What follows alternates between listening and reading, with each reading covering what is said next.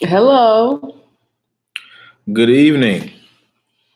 I am Dominic Shaw, the husband. Town business, you know what it is. And this is Francisca Shaw, the wife. We're Shaw Family Issues, episode number 8, 9, I don't know which one we are now. whatever. We're not in double digits yet, but you know what it is. Yeah. How are you guys doing today? Hope all is well. Hope all is well. Hope you had a good Tuesday afternoon, Tuesday evening.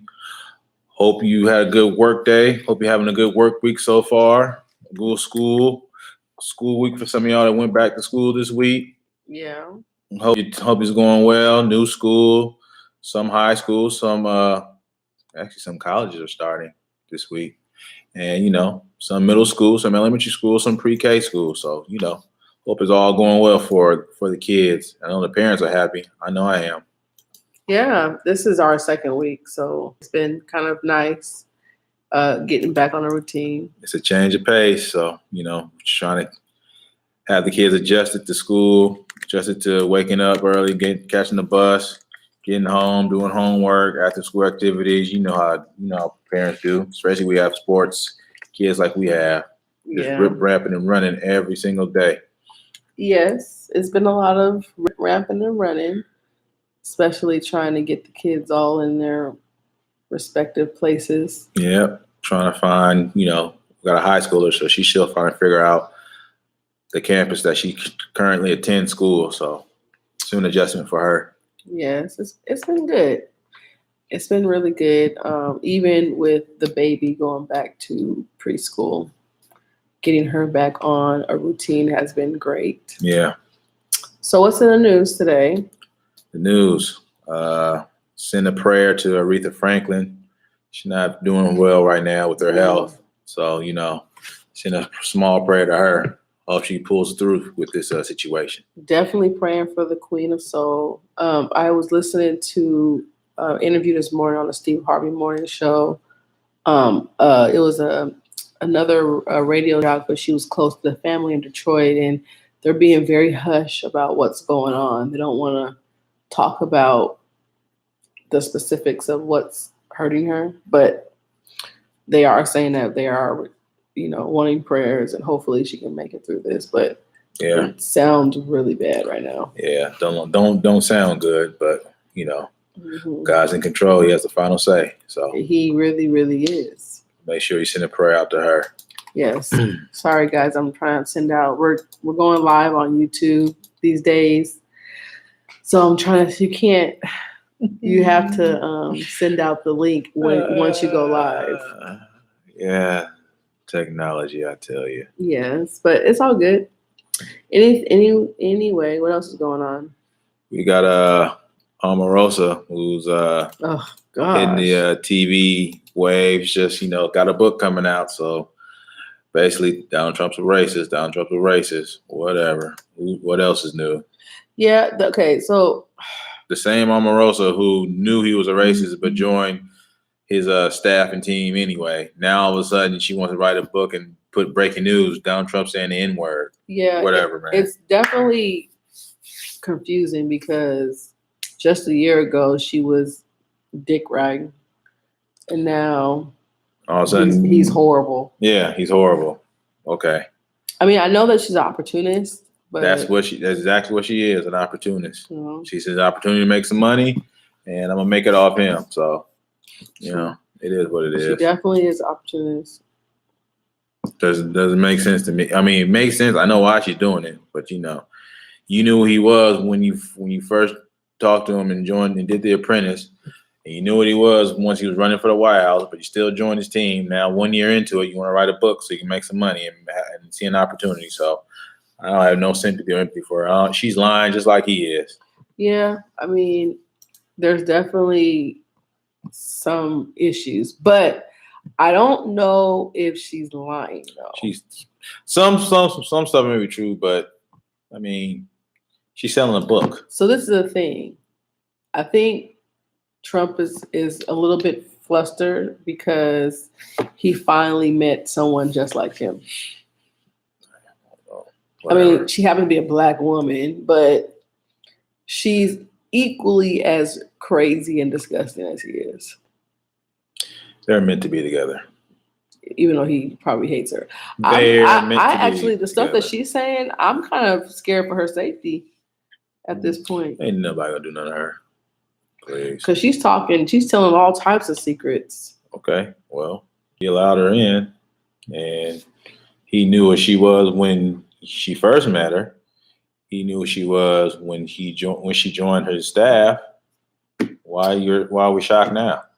I don't know. No, I don't know. must be the dog days of summer. But what's crazy though is she has recordings though. Okay. And they were saying that the places that she recorded him, there should not have been any devices allowed. So how did she do that? Listen, man, that White House is a romper room. So it's anything goes, anything says, anything's recorded. Well, in that White House, that didn't happen.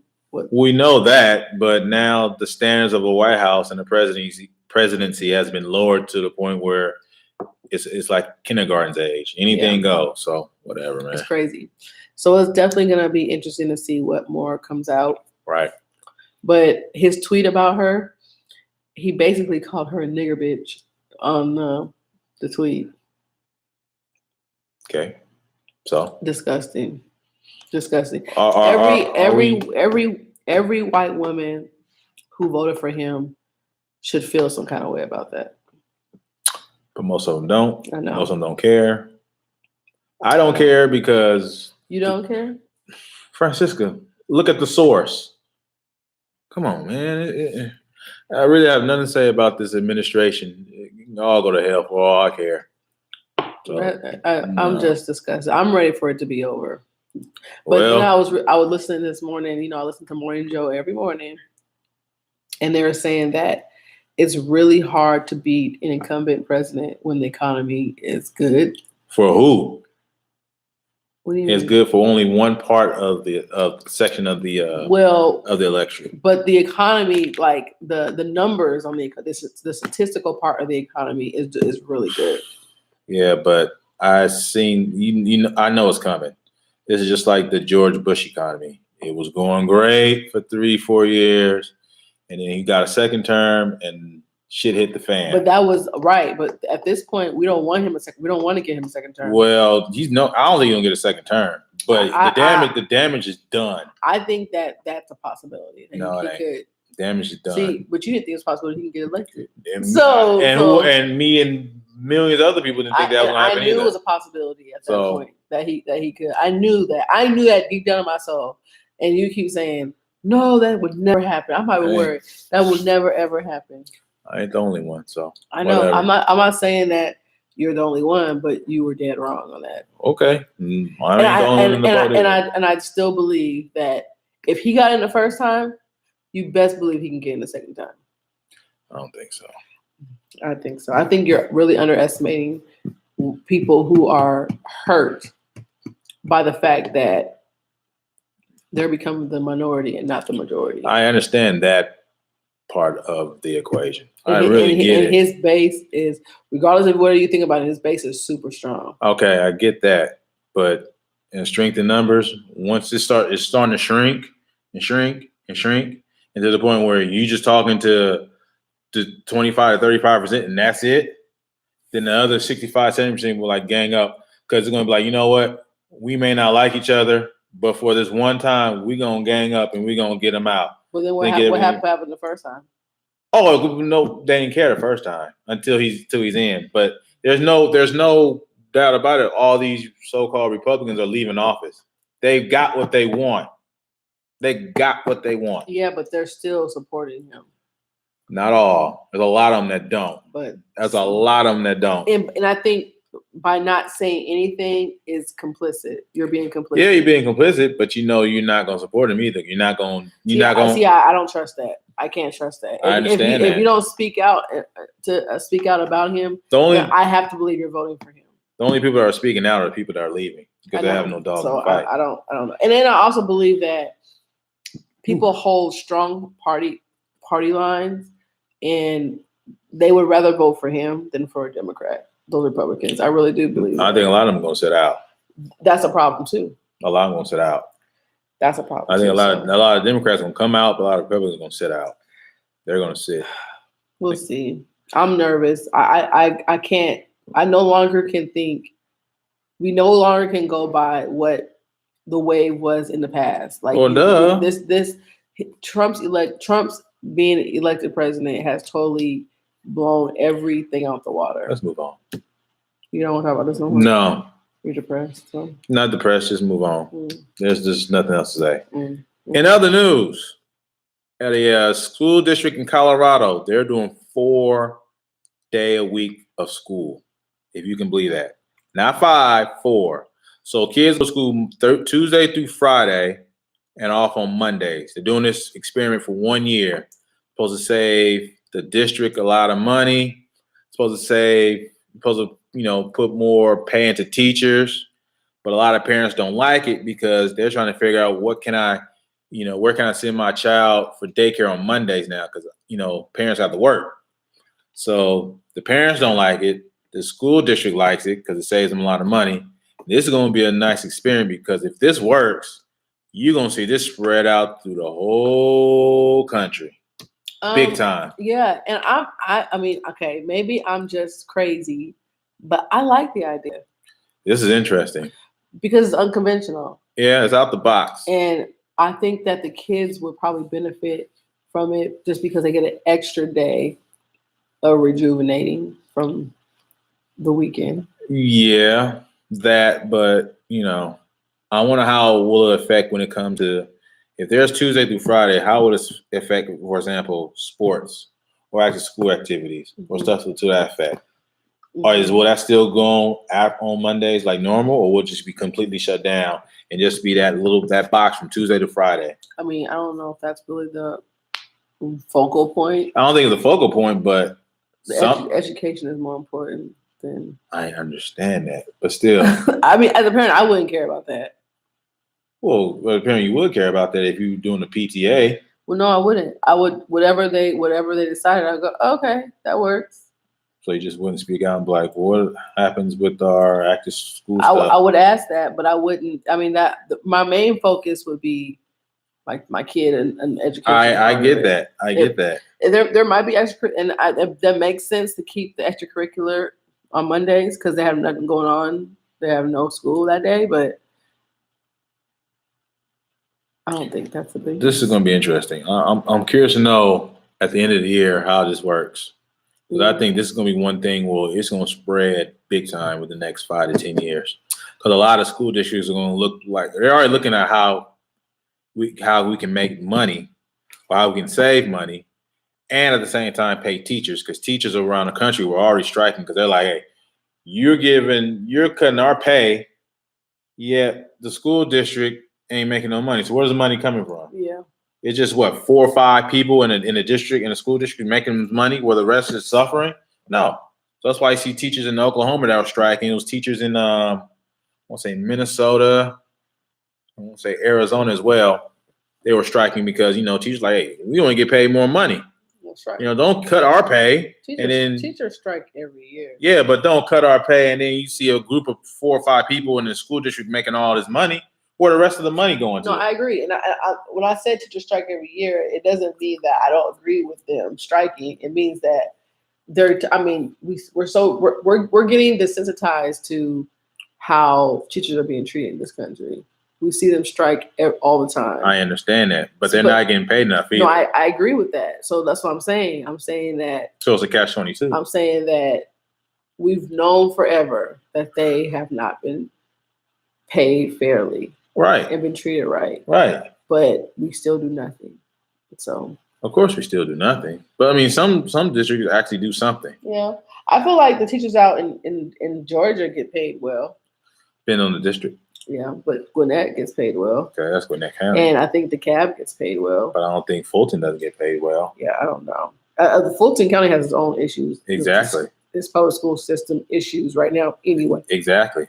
So that wouldn't even be a fair comparison. No, but it's just I think teachers need to get paid more. Oh, for sure. I agree with that. They need to. I agree with that. So if you got to strike, but you got to fight for what you believe in. I agree with that. And so good that Colorado is taking that stance. I mean, they've been really on the They've been very forefront. progressive. They think Yeah. outside the box on everything. I Yeah. can respect that. Yeah, I love that. I like that because they're not sitting there and just sitting on their morals and, oh, well, we've been going on 60, 70 years. We're going to keep it going. No. 2018. Think something different. Mm-hmm. Let's try it out. If it don't work, it don't work. But if it do work, we can keep it going. Right. From the marijuana laws to this law to this, experiment they're doing, and they have other stuff, waiting in the wings. So respect for them. Very good, Colorado. What else is going on? That's it, man. That's about it that I can think of. You have anything on top? I don't think so. I guess you want to get into our topic for today? I do have a question, and it's for women, and it has nothing to do with relationships. It's about sports. And I'm curious, why are the more women attracted or going to sports events dominated by males than it is females? In other words, the WNBA has a women commissioner, women referees, is geared for women. And up until recently, the ratings were down. Until I know this past spring, the ratings were up for the NCAA basketball, the Final Four, the ratings were up. And actually this year, the WNBA ratings were up. But it took a long time.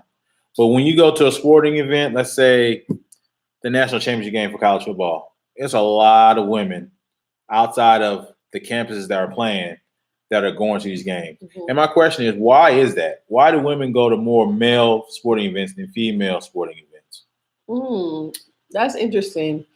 I had to really think about that with me because, like, as a athlete, or I was not an athlete now, but okay, you're an athlete. You played sports. Go ahead. I as well was drawn to the male sports.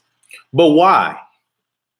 I don't know. I think for the football one, I usually aren't the women with their husbands or boyfriends or something like that. Yes and no. So I think that might be part of it. Like it might be a relationship type. Yeah, but if a boyfriend or if a guy wants to go to a football game, he's gonna bring his girlfriend. His girlfriend can say no. Mm-hmm. Girlfriend's like, I don't want to go. Right, but what if that was like her, like growing up in her household, her dad watched it, so it's like nostalgia for her to do stuff like that. But like, let's say if I asked you to go with me to a WNBA game, I would go. Would you? Yes, I would go. I've been to a WNBA game. I would go. That's because I like sports. So I would go to a game or two. You wouldn't make any comments. No. Why would I? Okay. They're professional doing professional things. Okay. It's on a lower level, but they're still doing it. Okay. I would go. Okay. No problem. I would go to a WNBA game. I would go to a lingerie football game. I would go to a women's softball game. Would you go to a football game because of the women? No. Because of sports. No, it's because of the women. Stop. Whatever. Stop. Whatever. Stop. Whatever. It'll be football, okay. But Stop. So they wear lingerie. Big freaking deal. So stop acting like you were there because you'd be there just for sport. Yeah. Whatever. But I do think that there is there are. Why would you go? Why would I go? Why wouldn't you go? To a lingerie football game. It's all women. I don't know if I wouldn't go or not. I've never even I didn't even realize that was like a real thing. Friend, you from Seattle. They had lingerie football there for like 5, 6, 7 years. I didn't know that. I didn't know that Seattle even had a team. Yeah, they have a team. Yeah, it's not publicized. You don't see it on. It is publicized. It's not on a large platform, but it's publicized. I guess I missed it. I hear it on the radio all the time. I know you do, but I didn't. I have never heard it. The stations I listen to, they don't advertise that. Stations they publicize all the time. You know about the schedule. They give out the schedule. They give out who's playing who, what time, and. But you do know the station that you listen to are geared towards men. I understand that. Men like women playing sports in lingerie. Well, right. Who would? But that same station that does that tells you about women's lingerie football will tell you about the WNBA too, and give out stats, and give out scores, and give out who's doing what. Right, because they're obligated to do that. Well, yes, it's a sports station. it's a sports station, but they don't have to talk about WNBA either Why wouldn't they? because it's not as big as football, basketball, baseball. They don't even talk about soccer, and that's a world sport. Yeah, they do talk about soccer. No. They do a segment every once or twice a week, Okay. if that. They talk about golf. Only 4 times a year. Okay, but they talk about it though, right? 4 times a year. Do they talk about Little League? Little League what? Baseball? The Little League is playing now? Yeah. Sometimes. They talk about softball? Depends if it's the USA national team and who's playing. I mean, they talk about it all. So you might as well. It's a sports station. I understand that, but what I'm saying is they don't talk about if it's let's say if it's September, they're not talking about anything but football. Why? Because it brings in ratings. No, People listening. I know, I get that. But they're not going to talk about the WNBA in September because it's not playing. I understand that, but they're still not talking about it. Even if somebody does a news-worthy story, like somebody giving birth or somebody getting married, they'll do that for football, basketball, baseball, etc. But they won't do that for women.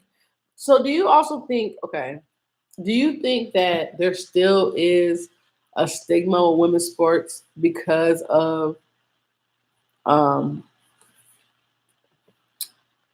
it being so tied to a lot of women's sexuality? I don't think it was a stigma. I think in this day and age, I think it's a lot of pace of play because now So wait, hold on. Going back, you think that it has nothing to do with? I say it has something, but I think me personally, the biggest thing for women's play is the pace of play because nowadays people want their sports in a 2-3 hour box full of action. That's it. So, for example, if you go to a football game, so basically, you're saying that women's sports are slow. Was not as dramatic or it's not as action packed. Yeah, because as it is because women, WNBA women are not dunking every play. I understand that. Whatever. So yeah, that is true. That's true. And just thinking about what I was just saying, I'm going back to that about the sexuality part. Mm-hmm. I think that might be also why a lot of women don't go. Think sexuality? Yeah. That if they see an all women's sport, they'll feel a certain type of way. No, because most, let's say the WNBA, a lot of the women in the WNBA, not necessarily. I'm not saying I don't know them all, but it is a very butchy type atmosphere. I mean, you got your your lesbians. Yeah. Yeah. So I think that's true. Some women, especially I'm not saying me, but some women would feel uncomfortable around that. Some probably do feel uncomfortable around it, mm-hmm. but a lot of women don't care. Right. I personally don't care. Obviously, I played, so that's not a big deal for me. But for some people, it could be. I think that is a big deal for men too, actually. What, the sexuality of women? Mm-hmm. That they don't want to see lesbian, and not just lesbian, like really butchy lesbians. There's some truth to that.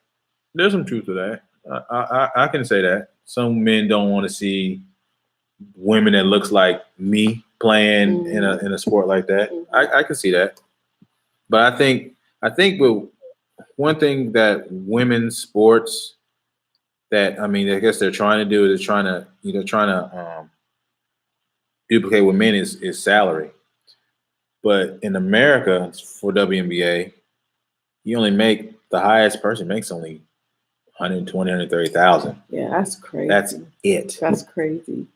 Or you can go overseas to China, you can make $1.5 million. Yeah, and a lot of and women. Even that is a drop in the bucket for the NBA. Yeah, but that's China. But what I'm saying is, a lot of women who play over in China don't even play in the WNBA because the team in China will tell that player, "You're not playing. You're under our contract. We're giving you the most money. Why are you gonna play over there? So sit out." Yeah. And they'll listen because they'll weigh the options of 145,000, 1 million. Yeah. Under 45,000, 1 million. Yeah. You make the call. That's easy. I get that. And I do think that the pay discrepancy is huge. But also we have to remember that the NBA had so many years running. I know they built it up. They got a gigantic head start. And the WNBA, at first it was the ABL. Remember it was right. I remember that. A smaller league. In the late 90s. Yeah.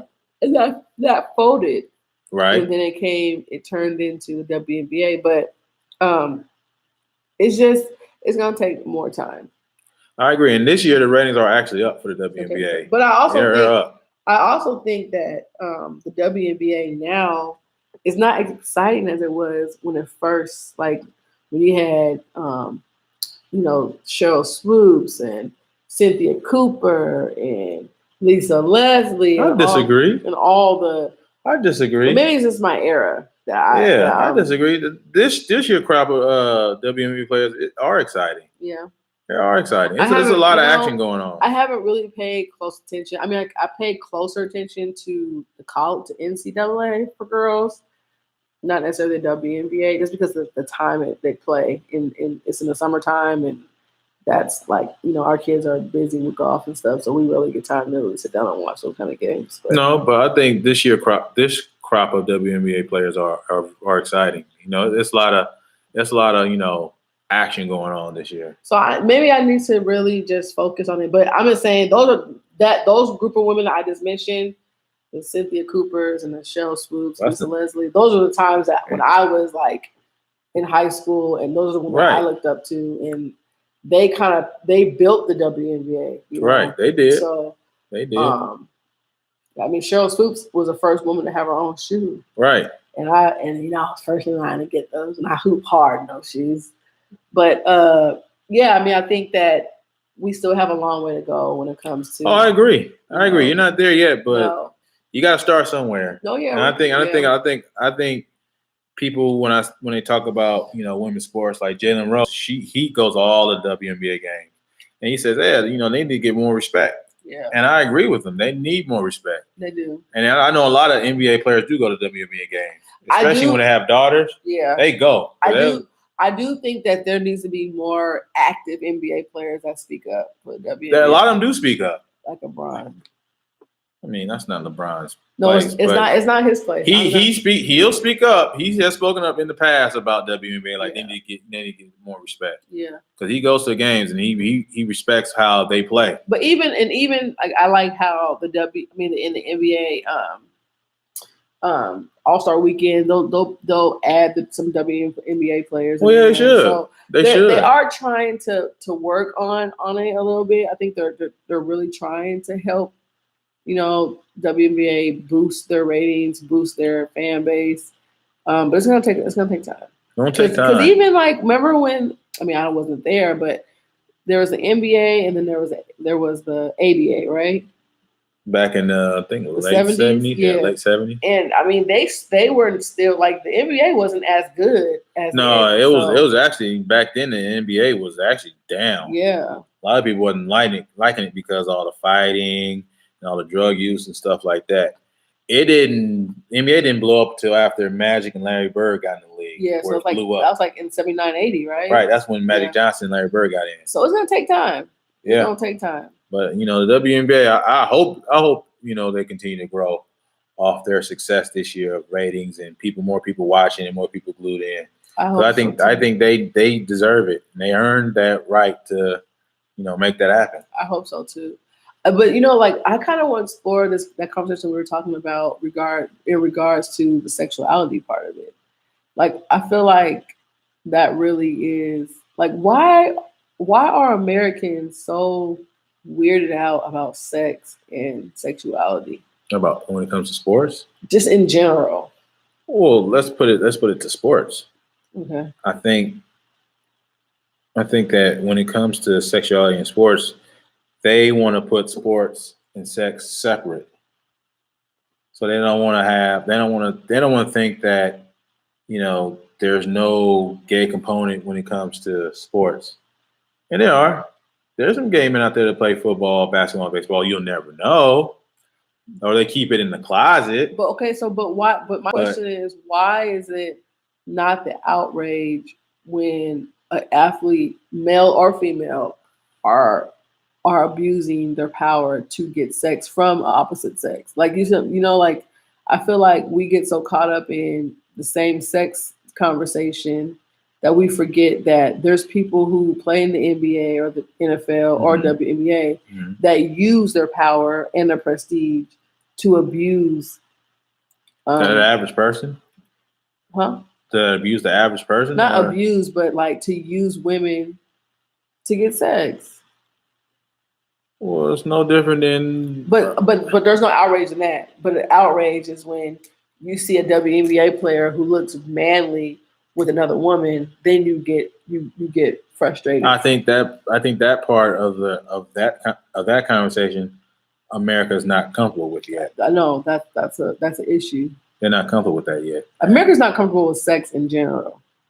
I think they are. I think it's just they're comfortable with the opposite sex coming together. They're not. I don't think so. I think so. I don't think America is even like.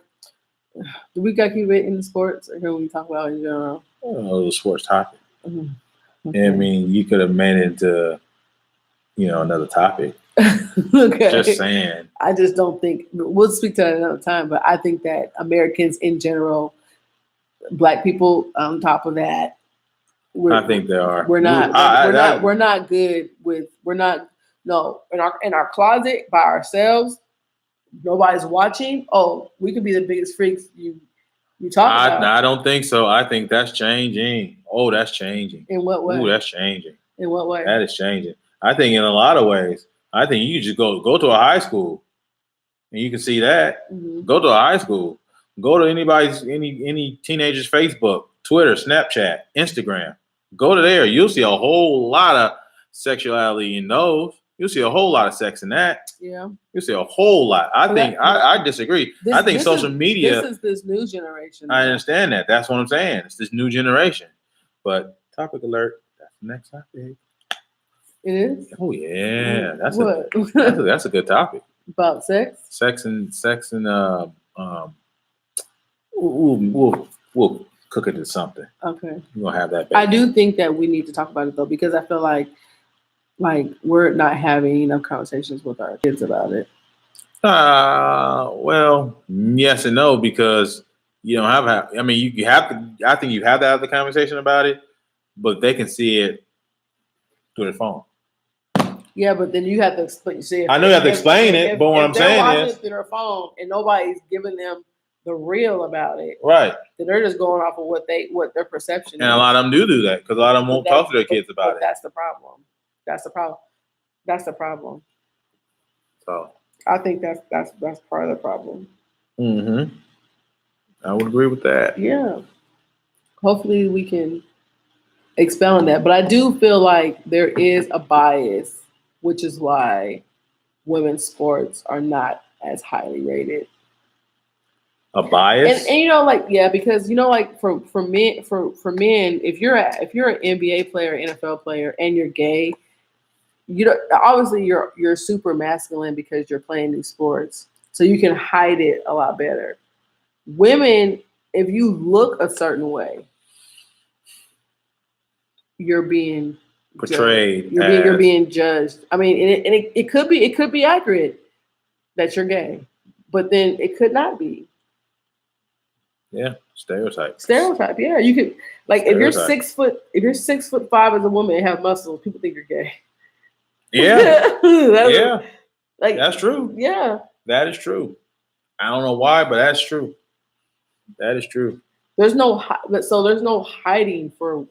So you're saying image is everything when it comes to women's sports? I think that it hinders it because a 6'5" man could be gay, but nobody would really know unless he was super flamboyant, right? No, you don't have to be super flamboyant. You don't. But I'm saying, nobody would know that to the eye. You wouldn't be able to know that he's gay unless you probably spoke to him or whatever. No, I don't think that's true because remember what's that NFL player that came out of college gay? Michael Sam. Yeah. Michael Sam.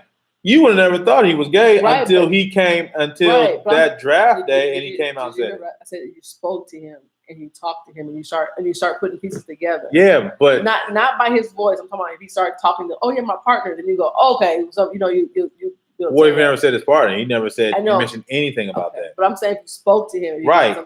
You wouldn't be able to tell that. That's what I'm saying. Mm-hmm. You're making my point. So what I'm saying is you don't know that you wouldn't know that he was gay because he doesn't look gay, right? Okay. He doesn't have those flamboyant characteristics. But if a woman was 6'3" and had those same muscles, you didn't have to speak to her. You would assume. Yeah, because you don't see that in society a lot. I know. You don't see a lot of 6'3" women with muscles. You just don't. But you don't see it. You see a lot of 6'3" men. You see a lot of 6'5" men. You see that a lot, but you don't see that in women. That's like, it's not rare, but you don't see it as often. I know, but I think that's part of the prejudices that we experience. Like, I mean, we don't see a lot of black presidents, but do you think they can't be president? I mean, you know what I'm saying? Like, we got one. I know, but like you said, it's rare. I know it's rare. It is rare. So, I mean, I just feel like there's more to the why women's sports are not as popular. And women, I think, have a lot to do with that. Like we always are talking about how we're feminists and everything like that, but we are very judgmental as well. Oh, absolutely. Absolutely. Yeah. Towards each other. I mean, look how many, like going back to the election, look how many women voted against Hillary Clinton. Yeah, but let's take this to sports because a lot of women will not. I mean, it's fascinating how many women will just not go to a WNBA game. Yeah. I mean, you got everything womanized for you. It's your game, and you won't go to it as much. Yeah. But you put that same situation for men, and a lot of women just show up. Or even like a lot of women won't even go to those lingerie bowl games, right? Yeah, they won't go to that. Yeah, but I think that's a different set of issues, right? I think, of why women don't go to those games. Right. I see why. I see why they won't go to that game. But let's say softball. A lot of women won't go to that. Yeah. Because I know baseball is not the most exciting sport. Yeah. But still, I don't like baseball either. They just won't go to that. I mean, they won't even go to soccer. And that's. I honestly say I've never been to a soccer game before. A women's soccer game? None of them, women or men. I've been to one. I've been to Argentina, Mexico, and California, and that was. Woo. I would love to go to a soccer game. I've never been to either. You do a lot of drinking, but I would think that soccer players the women and the men are more alike than. Like, what do you mean? I mean, when it comes to stature. Soccer is shorter. Soccer, the best players in the world when it comes to men's soccer are under 6 feet. A lot of them. Yeah, and what I'm saying is, the men's game might be a little maybe faster, but it's faster. They're not. I think that there's no like dunking and like nothing extra. You can still go 0-0 on the men's and women. So that it's a little more on the same plane. Right. Yeah. Because it doesn't take. I mean, y'all can have equal footing. Yeah. I mean, it's probably faster. Yeah, it's faster, it is faster. But like I said, men dominate that sport who are under 6 feet. Mm-hmm. Those are the best players in the world. Mm-hmm. You won't see a 6'5" soccer player dominating that because that's not their genre as much. What about track?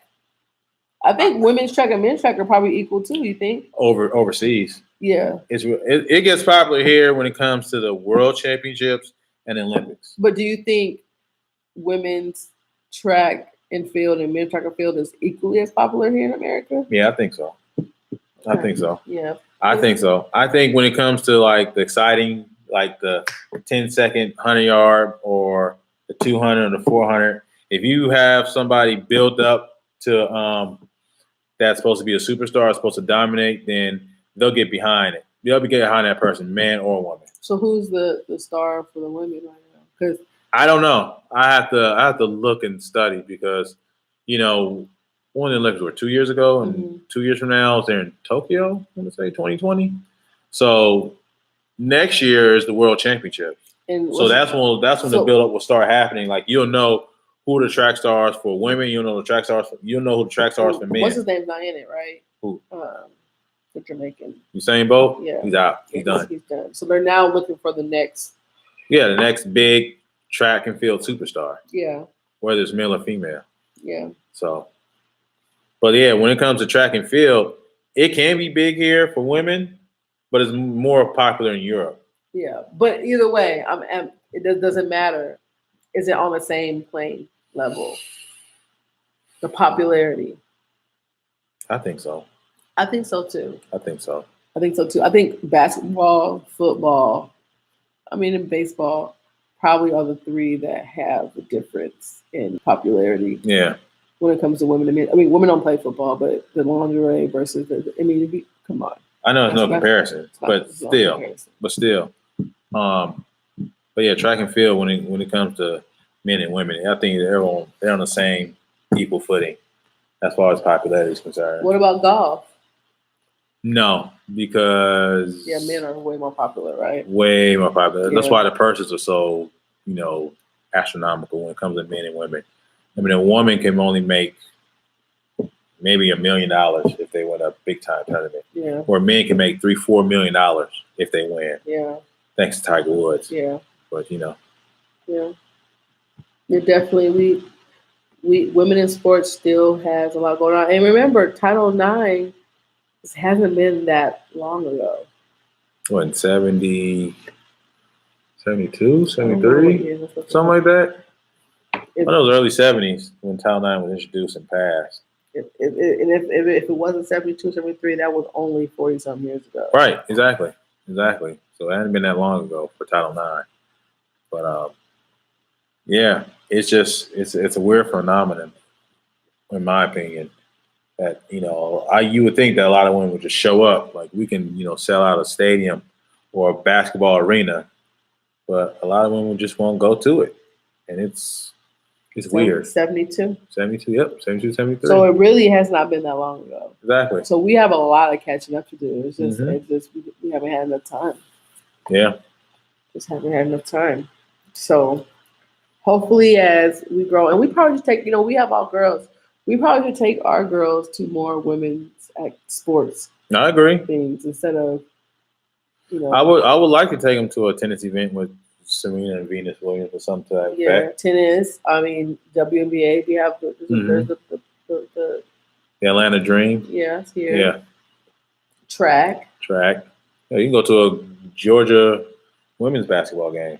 Yeah, we can go to a Georgia girls soccer game. Yeah, or Georgia Tech, whatever. Yeah, we have. There's a lot of options. We probably should be doing that more for our girls. I agree. I'm gonna make a point of doing that. Yeah.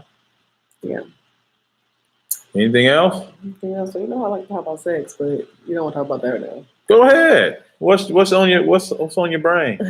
So I was guys, I do therapy. I go to therapy once every other week. Mm-hmm. Go into her brain. Yes. And we were talking about sex because she asked me how my sex life was. Mm-hmm. And I told her it was good. And she, and I said it like in a real, my Francisca kind of way. Which is? It was like, yes, girl, it was amazing. And she said that you don't know how many people that she counsels have issues even answering that question. And I'm just thinking, like, what are we doing that unless you were abused or something, I can understand how that could be an issue for you. Mm-hmm. But what are we doing in society when it comes to teaching our kids about sex, and why do they feel so awkward about it? Who feels awkward? Our kids. Like, even for our kids, like I was talking to Lily about it today, and she like covered her ears, didn't want to talk to me about it. I don't think they're comfortable about it because maybe it's all the bad stuff they hear or they see. Right. We don't know what they're seeing when they're, closed doors. We don't know what they're seeing when they go to school. We don't know what they're hearing when they go to school. But So she thinks it's bad. Yeah, but you can teach her that. I know. It's not a bad thing. And that's what you got to be very, very, very, very careful. I did.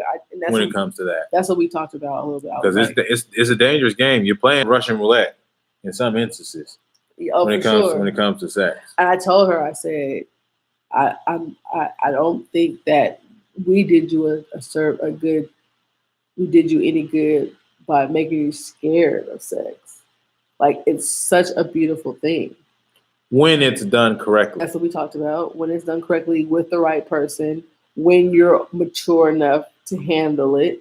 Mhm. but it really is a beautiful thing. It is. And I told her, this is my personal thing. I'm not sure how you feel about this, Mhm. but I told her, I don't even care if it's with a male or female in regards to your whatever you decide you need to do for your life. I'm thinking about that. I'm thinking about that. Because I mean, why? I'll get behind. I'll get behind my daughters, no matter what direction they go to. Yeah. That's unconditional for me. But you know, if I'll- they Go ahead. no, go ahead. No, Go I ahead. was just saying, I just don't want my kids to have any complexes when it comes to sexuality, sex. We have enough issues being Black people in this world. Like, we don't need any more issues. Mm-hmm. I agree. We don't need any more issues. And on top of that, like, Black people in general, we're so conservative when it comes to sex. Like, we may be twerking on, that's this generation, but that was not going down 40 years ago. Well, don't even say 40, say 10 years ago. Yeah, and we're the products of those parents who don't talk to their kids about sex, right? So I feel like I'm not gonna be that parent that has my ear shut. I don't want to be that parent that will just rely on social media to tell my kids about sex. I'm not gonna be that parent. It's gonna come from the horse's mouth. Yeah. It's gonna come from me. So if they need a question about sex, come to me. Don't go on no YouTube. Don't go on those websites because they don't care. But then when that happens, though, we have to speak without judgment. I agree. And that's always going to be the hard part, being a parent, right? Because that's your child, and you want them to do what's right. Mm-hmm. But when they confide in you, you have to respond in a way that they can trust you. Yeah, I mean, you just come at them correct. You don't come at them like anger. You come at them like, oh, let me teach you what you've seen. Yeah. And you go from there. Yeah. If you do it from that perspective, you'll be all right. Yeah. If you're coming out of anger and just hellfire and brimstone and you're bad for listening to that and listening to this and watching that, then they'll be like, oh, well, I can't do this around you. I'm going to go to somebody else. And then you really get into trouble. That's when other people take advantage of because they don't think you're gamed up about it. And I think that's when the men who smell that, you know what I mean? Mm-hmm. Yep. Men can smell that and they use that as bait for these girls. But for your therapist, yeah, she says that it's rare that her client comes in and talks about sex so freely. Mm-hmm. She said that I was probably one of her only clients who does that. What was her opinion about why more of her clients don't do that? I think that it's just over time, people like we as families don't talk to our kids about sex. Or, I mean, why is it not a topic for older people? Is what I'm trying to get at. Well, it does become a topic because they end up that's why they end up going to her couples therapy because not couple. What about one-on-one? What I'm trying to say. Or one-on-one. So what happens is if you don't like to talk about it, then you're not.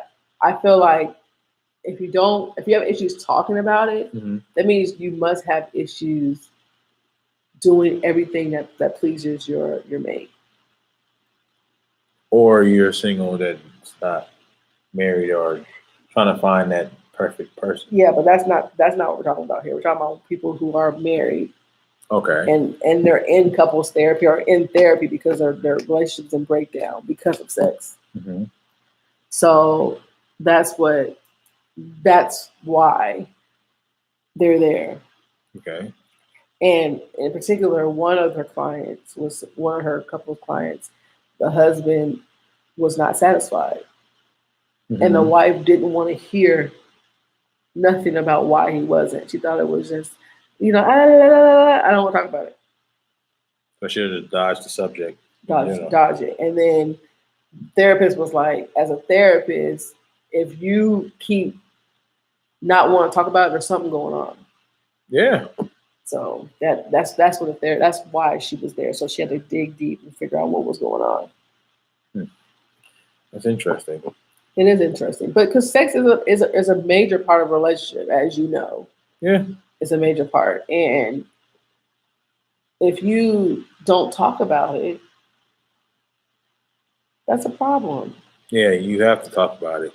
You do. Whether it's good or bad, happy or sad, you gotta You put do. that on the table because you'll feel better in the long run about You it, do. and you'll get more comfortable with your person or your partner, wherever he or she may be. And she asked me, she said, when did you start feeling comfortable about sex? And I told her that I've been comfortable with sex a long time. Mm-hmm. Like probably 12, Mm-hmm. 13. I didn't have it at that point, but I was comfortable with my sexuality then. Mm-hmm. Like I knew I wanted to. Mm-hmm. And you know how you starting to have feelings around that time? Like you're starting to have these certain kind of feelings about certain people, and you're kind of feeling sexual, but you're not sexual. You know what I mean? Like you're just You don't have that experience. yeah. So Mm-hmm. like I knew then, and then but I wasn't like I was so busy with like sports and stuff. I didn't really. My parents weren't really. I wasn't. I would. My mom said I was a late bloomer, which I was because I was so into like other stuff that I felt those things, but I wasn't like it wasn't like on my top of my mind. You know what I mean? Oh. But I probably I've seen part of that time I was probably looking at pornos and stuff like that, or Like everybody else. yeah, like everybody else, and and I was very comfortable with my body and just myself. Mm-hmm. And so comfortable that people would make comments to me, like grown people, like grown women I knew in my life would call me hoes and sluts and all type of stuff. And didn't know that I was not even having sex, but because of the way I dressed, Mm-hmm. they thought they felt that was the right term for me.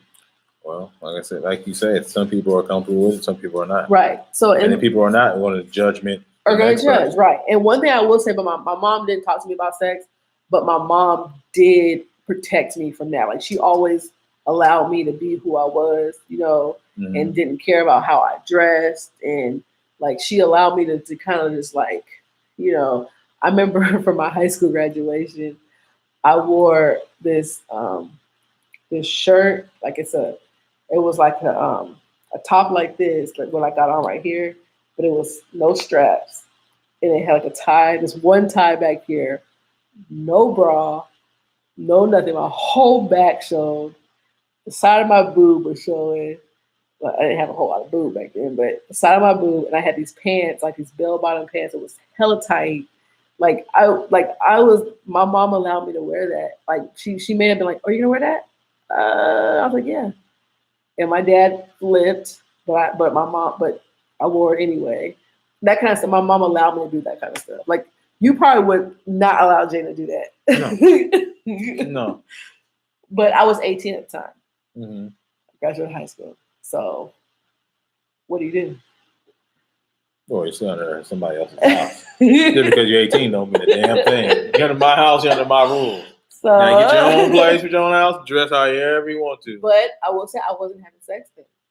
Okay, but still. So, but I'm saying you would look at me like I was at that Well, point. some people judge that. Yeah, some people would judge that. But I was totally cool with myself. Like totally cool with my sexuality. I was not too far from, I was a couple of weeks out of having sex at that point, but I was maybe I was having sex at that point. I think I was actually, sorry, go back. I was having sex at that point. Mm-hmm. Exactly. But I was still totally comfortable with myself, comfortable with my body, comfortable with my sexuality. Never had an issue with that. Never, never, never. But I won't say you're not a rare. You're just like out of the box person. They'll just okay, sex is a topic. Let's talk about it. Yeah, and I knew early on how to seduce a man. Mm-hmm. To first get what I wanted, but also to make him feel some kind of way. So I remember, I'm a Libra, so I can turn that charm on real quick. Okay. And use the body. Yeah. Oh, so you trying to say I don't have charm? You have charm. No, seriously, do I have charm? Every person has charm. But Have you witnessed mine? Every person is trying.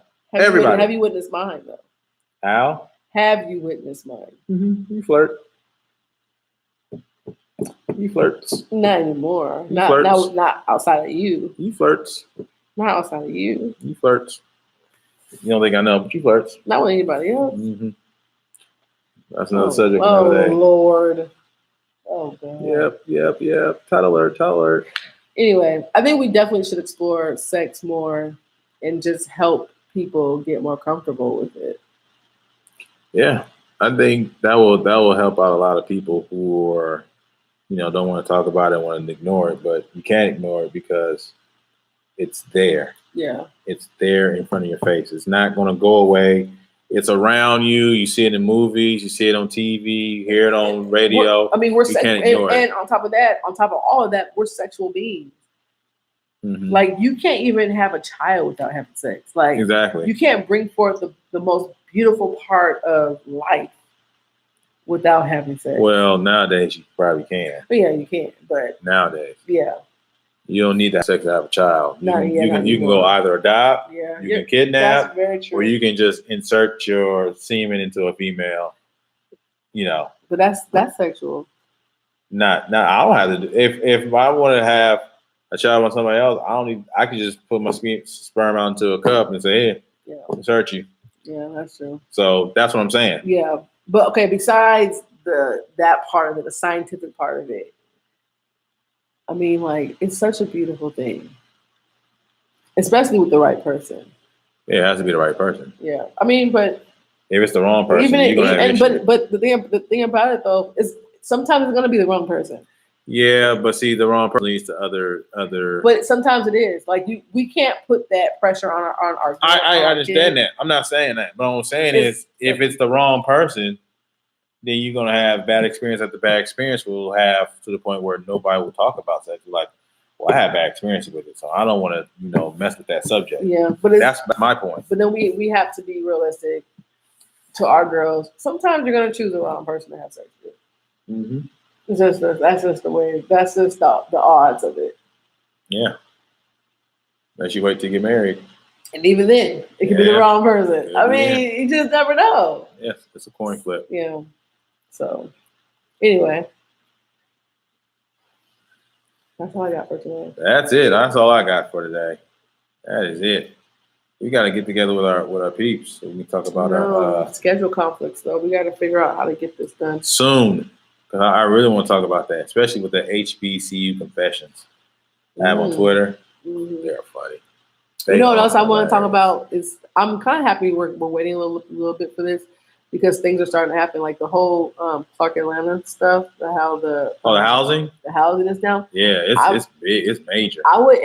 Every time I talk to somebody who's been to HBCU, not every time, but most of the time, there's always like they talk about issues with the financial part. They don't.